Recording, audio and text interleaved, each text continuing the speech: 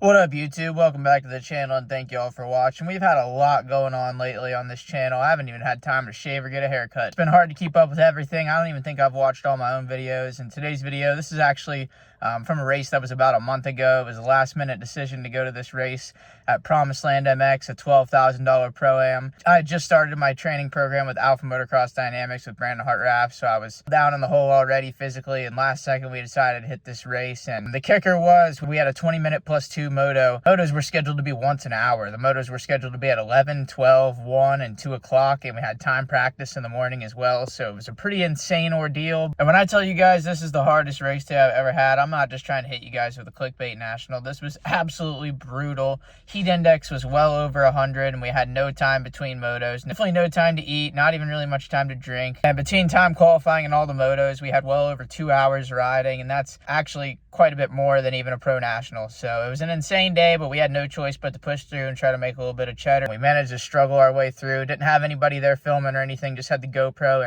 and had some people send me clips. Thank you all very much. I'm sorry I forgot who sent me what. It's been like a month, but thank you all very much, and thank you guys for watching. I hope you guys enjoy the chronicles of this insane, nearly heat stroke day.